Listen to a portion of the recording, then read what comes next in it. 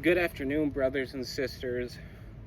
I hope and I pray you guys are having a good day, hopefully. Where I'm at here in Minnesota, it's a bit cloudy. Looks like it's probably going to rain today, so I'm going to try to keep this video a little bit shorter, just in case it starts raining on me. I mean, generally, I do like rain a lot. One of my favorite things to do is to go barefoot and dance in the rain. I know it sounds weird probably as a dude to do that, but I don't care. I've never really cared about sticking in, or being like everyone else. I've always tried to be different and unique and should be myself. So, dancing in the rain, guys, brothers and sisters, if you haven't done it, do it. I promise you, it will make you feel so good, so joyful, so happy when you dance in the rain. It's a wonderful experience. But today I wanted to talk about something that I was thinking about last night and this morning. I'm not sure what brought on this topic or why I was thinking about this, but it just happened to be, and I thought I wanted to share with you guys just what's been on my mind and in my brain yesterday and today. It has to do with specifically, I'm going to say brothers and sisters who have a mental illness, a mental disorder. And I'm going to include substance abuse and addiction within these parameters of what we're talking about.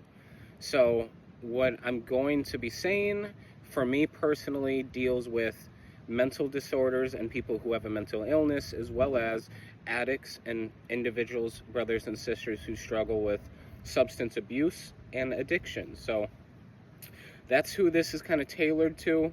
If you are family, friends, like if you're someone who doesn't have a mental illness, who isn't an addict, please still listen. Hopefully my words give you a little bit of insight in how you can interact with and really help support individuals who are going through these things that we're going to talk about today. So please stick around even if you aren't an addict or if you don't have a mental illness. So yeah. Where shall I start? So I'm going to say this, is that most of you know I have schizophrenia. I've had it for like 15 plus years, and I've been an addict for equally as many years. In my teen years, in high school, and a little bit early college, I tried really hard to be liked. I tried really hard to not copy, but to like similar things or the same things as the people around me. So in high school, I saw that the jocks, the athletes were kind of on top in the social hierarchy of high school. And so I went out, tried for the basketball team, the football team, the baseball team. I wanted to be cool. I wanted to be liked. So I tried out for sports. I didn't make the cut because I wasn't great. I wasn't really that good of an athlete. I saw that certain people hung out with certain people. And so I would try to sit at those tables, be friends with the popular kids, whether they were guys or girls. I tried to just be around people who were quote unquote popular. And so in turn, I would try to really act like I cared about or had similar interests. And this behavior continued up until probably freshman or sophomore year of college, to where I still kind of was trying to fit in. I was trying to see if, do I get along with more of the international kids, with more of the American kids, the kids who are from a small town or big city. Like, I was trying to see which group is my people, essentially. And for me, it was difficult to figure out who my people were because of who I am as an individual. Junior year, senior year of high school is when my schizophrenia symptoms started to manifest themselves. And then in college, sophomore year is when they got really severe and just fucked up my life totally. And so I learned quite quickly by sophomore year of college that I don't fit in almost anywhere. There's no specific group that I feel attached to. There's no specific group of people, culture, community that I'm like, that's my community. Those are my people. I get along with them. I have similar interests. We relate to each other. Like, I don't really have that sense of community in my life. And a lot of it has to do with the fact that I know I'm different. I know that I'm unique. I know that for me, I am not like other people. I have never been like other people. In fact, I'm going to be honest with you, I am certified crazy. I've been diagnosed as crazy. I've been diagnosed as, whether you want to say crazy, psycho, schizo, psycho, like all of them and above, and probably more. And so I learned quickly on, probably by 20, 21 years old, that I was never meant to fit in. I was never meant to be like everyone else. And this is where a lot of people go wrong in their life. And this is one of the reasons why so many people have issues and struggles, and why they have so many problems when it comes to personal problems with themselves, self-esteem, loving themselves, getting along with others, trying to fit in with certain groups or have friends, whether that's at work or at college, university, or even when you're out of university, out of college in your 30s, of trying to make friends. Because as an adult, making friends is really fucking difficult, and it can be. Especially if you're in a relationship, if you're married, and even that complicates the fact that it complicates a lot of who you can be friends with, who you can't be friends with, because your partner might get jealous if you're friends with this person or that person. And so, like, fitting in for people, whether you're single or married or have a partner, it can be difficult. And for me, like I said, I learned, I was like, I don't fit in anywhere. And so what am I going to do? And what I ended up doing was being myself and not caring what other people thought. And I had to accept myself for being a schizophrenic. I had to accept the fact that, yes, I'm crazy. Yes, I'm psycho. Yes, I'm schizo. And yes, I'm an addict. Yes, I have substance abuse issues. Yes, I'm an alcoholic. And the list goes on and on. I had to accept those things about myself. Whether or not I like them, or whether or not I agree with them, or whether or not they're true, I had to accept them because that's part of who I am. Those are words that do describe me and define me in one way or another. And a lot of people don't like being defined by their illness. They don't like being defined by their struggle. And I know that's one of the reasons why a lot of schizophrenics have so much trouble in their life, and why so many schizophrenics feel alone. They feel this sense of loneliness. They feel like there's no one that gets them or understands them. And part of that reason why is because they're so caught up in this idea of, I have to be like other people. I have to be quote unquote normal. You know, I have to be quote unquote like the doctor says or the therapist says, and I have to have these coping skills, these social skills. I have to be like this in public. I have to be like this with friends or family. I have to be liked. I have to be accepted. I have to be approved. Excuse me. And the fact is, no. You don't have to be accepted or approved by people. No, that's no fucking way to live. If that's your way of living, is to be accepted and approved by other people, you're living wrong. Your way and your understanding and the way you're thinking about living life is wrong if it's based on approval and acceptance of other people.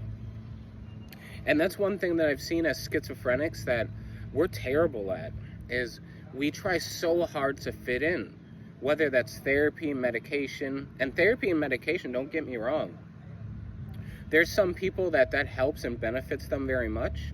And for myself even, I'll be honest, in the past, therapy and medication rarely helped me at all. But even now, I've had a few friends who are like, give it one more shot, give it a try. Let's just see if it helps. Let's see if it helps you cope and live with your illness a little bit more, a little bit better, to where you find a little bit of hope and peace and happiness and joy. And so I was like, you know what? It's been a year and a half. It's been a couple years. So, okay, I'm going to give medication and therapy another try. But what is important is you don't go into medication and therapy with this intention of therapy and medication is going to help me fit in. Therapy and medication is going to help me feel accepted and approved by other people. If that's your intention for those things, you're fucking up. You are 100%. Your intention for therapy and medication should be, I want it to benefit me alone, me as an individual. I want that medication and therapy to allow me to live with my illness and accept my illness and help me love myself. That's what it should be doing. Your medication and therapy should be based on you wanting to learn how to love yourself, and accept your illness for what it is, which is a part of you. It's a quality of you as a person. It's a factor of who you are. Just like LeBron James is an athlete, and I have never seen LeBron James, Michael Jordan, Kobe Bryant, I've never seen any athlete be like, don't call me an athlete. It offends me. Like, what? No. So if you're schizophrenic, I mean, that's just part of who you are. So accept that shit. Like, live with it. Carry it, wear it as a badge of honor. That's who you are, part of who you are. Don't feel ashamed because of it. Sorry guys, I had something in my throat.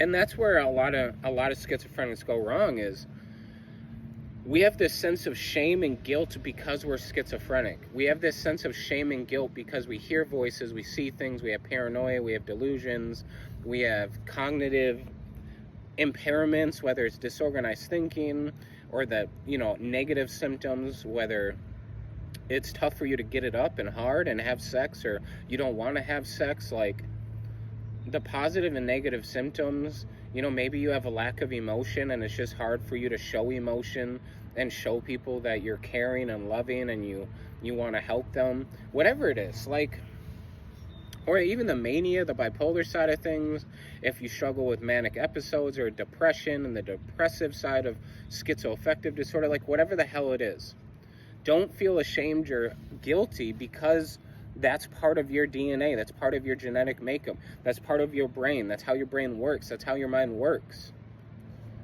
I mean, we're trying so hard to fucking fit in. And that's where we go wrong, to where, we do all these coping skills and these DBT skills, and your therapist tells you try this and your doctor says try this. And it's like, the reason why the majority of people try those things is because they want to feel normal. They want to feel like they fit in. They want to feel like they're not getting stared at in public. They want to feel like when they're with their friends aren't looking at them like, you're crazy, what the hell are you doing? The majority of the time why people utilize coping skills or go to therapy for coping skills, especially as a schizophrenic, is because you're trying to act like a normal human being. You're trying to make it so that people don't necessarily see or think you have schizophrenia in public with your friends, with family, at your family dinners, at your Christmas parties, at your Thanksgiving dinners, at work, around coworkers. Like, who the hell cares if they know you have schizophrenia? Who the hell cares? I mean, I know people around you might care and be like, oh my gosh, we're reacting in this way that makes it look like we actually care and that we're in danger, and somehow by you being schizophrenic, it means we can't live our lives. And that's how people like to react. But at the end of the day, you shouldn't give a shit if that's how they're going to react. You shouldn't, not at all. It's insane. Instead, man, schizophrenics, we need to take ownership of our illness, take ownership of the fact that, yeah, you're fucking crazy. You're fucking insane. You're fucking psycho. You're cuckoo for Cocoa Puffs. Yes, you are. You have schizophrenia. You hear voices. You see things. You get paranoid. You have delusions. Like, the things you think are not normal, quote unquote normal. Like, I hate the word normal, but it's the best way to describe this what we're talking about in this video. It's the best way to describe it is you're not like other people. You're not like normal people. Instead, you're unique, you're original, you're different. And the things you think about, the things you see and the things you hear and the paranoia and the delusions, like, that's out of this world. Because majority of people don't go through that shit.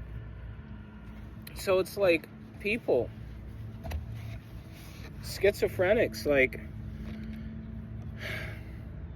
one of the reasons why you're in this situation you're in, why you're depressed, why you're manic, why your schizophrenia symptoms themselves are overpowering you, and why they're so severe and they're getting out of hand, one of the reasons why you probably need medication and you need therapy and you need all these DBT bullshit skills and all these other coping skills, is because you lack self-esteem, you lack self-love. You don't love yourself.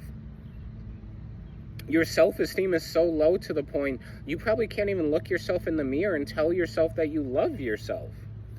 To say I love you in the mirror probably is difficult for you because you don't like who you are. You probably hate yourself. Or if you don't hate yourself, you just don't like the fact that you have schizophrenia. You don't like the fact that you're the way you are. And I can tell that in a lot of podcasts and a lot of episodes, even YouTube videos, and a lot of TikTok videos, and a lot of Instagram videos, that people who have schizophrenia, people who have a mental illness, people who have disorders, you can tell in the way they're talking and the way they're speaking that they don't necessarily like themselves. They don't necessarily approve of themselves. They don't necessarily love themselves. Like, they talk in a way to where they're trying so hard to be like other people instead of just being themselves. Instead of just being fucking cuckoo for Cocoa Puffs, being the psycho you are, you're trying so hard to be that social justice activist, that mental health activist, that person that, you know, everyone claps for and says hooray and, you know, eats popcorn and enjoys your show. And it's like, really? You don't need applause. You don't need the claps. You don't need quote-unquote normal people approving of your behavior, approving of your YouTube videos, approving of your podcasts. No, just be yourself. And if you be yourself, you're going to actually be able to help other schizophrenics. You're going to be able to help other people with a mental illness because you're yourself. And when you're yourself, people like me are going to be like, oh, they love themselves. I wonder how they did that. What they had to do to get to that point to where they can look themselves in the mirror and be like, I like you. I love you. I care about you. I'm your number one fan. Like, we want to be able to see and watch other people get to that point because it's inspiring. It gives us confidence. It gives us this glimpse of hope that we can get there one day. And I know I'm already there because I do love myself, and I've accepted my illness for quite a while. So I'm at that point now, but before, I wasn't that way all the time. Not at all. And it takes practice, you all. It does. It takes a lot of practice. Like, and when I say practice, I mean, it takes a lot of truth, a lot of honesty, that for schizophrenics, like, the voices we hear are not natural, whether they're coming from inside of your head or outside of your head. Like, behind you, someone's whispering, like, it feels like someone's head is on your shoulders and they're whispering in your ear, or someone's like 5 feet away and they're screaming and yelling at you, or you see something like a monster or a spirit or a demon, or a horror movie character, or maybe a dwarf, or, you know, a gnome, or like Chucky, like whatever the hell you see. A ghost, Casper the Friendly Ghost, but maybe sometimes he's not friendly, maybe sometimes he's irritable and messy and angry. But like, whatever you see, whatever you hear, if they're antagonizing voices, commanding voices, someone's mowing, it's okay. But if it's voices that are violent, aggressive, if they're telling you to kill yourself, to hurt other people. You know, if your paranoia and delusions are causing you to think people are after you, people want to steal your thoughts,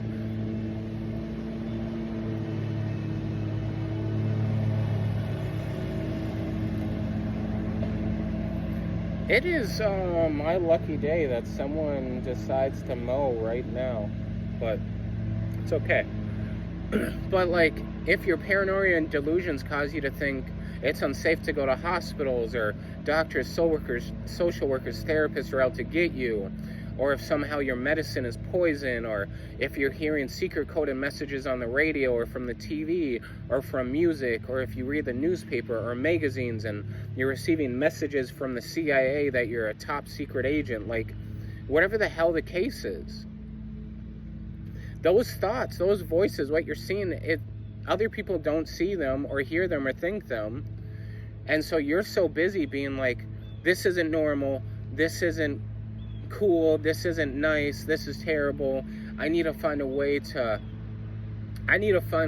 get rid of these things, I need to find a way to silence them, I need to find a way to not be me and not be myself.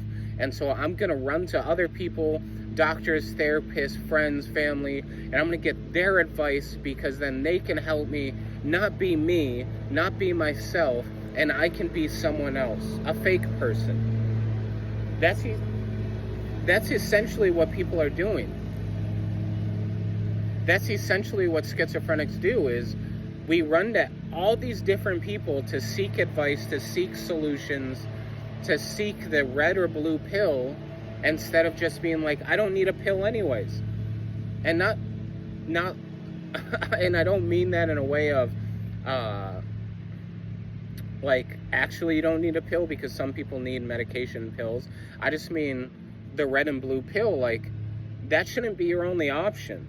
Your other option should be to be yourself, to be you, to be that schizophrenic that people look at like, they don't have something right about them, they're a bit off. Like, even if they react that way, good. Take that, use that as courage, as hope, as a pick-me-up, as a lift-me-up. Use that as a way to be like, yeah, I'm different, but I love myself. My self-esteem is through the roof because I accepted who I am. That should be your goal, is to accept who you are and be able to live with who you are, instead of seeking validation from other people. Because once you start seeking validation from other people as a schizophrenic, game over. Those voices have won, what you're seeing has won, your paranoia and your delusions have won, your disorganized thinking has won, your negative symptoms have won, your illness itself has won once you start seeking validation from other people. Because that's what it wants. It wants to make you powerless and feel useless and feel like you're nothing and feel like you are going to be nothing unless you change. But the problem is, you lack the insight that you don't have to change, you don't need to change, you shouldn't change. You should be you, you should be yourself.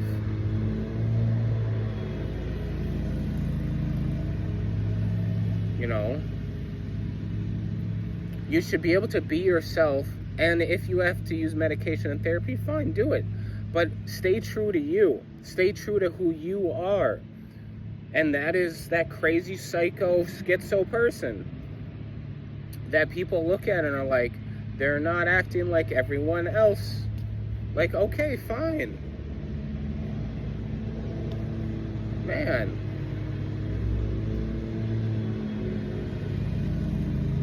And the same thing with addicts, with substance abuse. As addicts, like, we try to fit in so hard. We try to fit in so bad to where, you know, we go into Christmas parties and Thanksgiving and family dinners and we try to even change other people's behaviors because we're an addict. And it's like, no, be yourself. Of course you shouldn't give in to those cravings and relapse and do drugs and drink and do cocaine and shoot up. Like, you shouldn't do that. Absolutely not. But when it comes to being yourself, is you should love yourself enough to be like, yes, I'm an addict, I'm in recovery, I have these issues, I have these problems, and I'm not afraid to talk about them. I'm not afraid to speak about them. I'm not afraid to tell other people about them, because I know if I speak about them, if I tell people about them, I can relate to people, and someone who relates to me will be lifted out of the darkness, and they'll feel less alone. It's like, guys, stop trying to fit in so fucking much. And the thing is, like, I hate it too, where our society's trying to get people to fit in so much, to the point that you go to a Christmas party or a Thanksgiving dinner or your family's house, or, you know, a party, like a birthday party, and if those people know you're an addict, what they'll do is they won't serve booze, they won't serve alcohol, they'll remove the beer from the coolers, like everything will be soda and water. And it's like, no, that's a terrible fucking idea. That's so fucking stupid. No. And it's stupid because of this. An addict needs to be held accountable and responsible for our fucking actions. And the way to hold us accountable and responsible is, don't change up the way you live because of us. Make it so we change how we live. And the way you change how we live and our actions and choices is by making it so that those things that tempt us, they just don't go away. No, keep them there so we can learn restraint, self-restraint, so we can learn how to avoid a temptation and say no. Learn how to avoid that sin by saying no. But just because you remove that from the picture doesn't mean we're not going to try to find a way around that, to be like, maybe we can do it this way or that way, because we can't do it now, but we'll do it later. It's like, no. Part of fitting in, part of the reason why fitting in is such a stupid fucking idea is that the people around you will change how they act and behave, and how they do parties, and how they, you know, interact with you, because they want you to be able to think, oh, I fit in, I'm doing well, I'm getting along with people. And it's like, no, stop that shit. No, make them work for it. Make us work for it. Yeah, we're addicts, but we still have to go through and learn and develop and do better and be better and think and react and grow and nurture and reflect and process and think about our actions and be like, do we act this way or that way in this situation? Do we say this or not say this? You know, should I drink this water? Should I drink this soda? Is it a good idea if I have a beer? Or should I not have a beer? Like, just stop catering to us. Stop fucking catering to us. It's such a stupid thing to do. No, hold us accountable and responsible for our actions. Because that's how people change. That's how people grow up, essentially, is by holding them accountable and responsible for their actions. Even adults need to grow up. There's addicts who are 30, 40, 50, 60 years old. They need to grow the fuck up too. And the way you do that is by not changing what the hell you're doing. No, is by forcing them to change what they're doing. And thinking before they do something. God damn. But no. But this is a long video. It's about 30 minutes. I just wanted to give you my thoughts. Anyways, guys, I want to say I love you so much. Thank you for sticking around. I'll probably put a disclaimer in the beginning of this video that there's cussing and swear words in this video, because I know some people don't like that. So yeah, I'll put that in the description so people know. But anyways, guys, I love you so much. Much love. Peace out.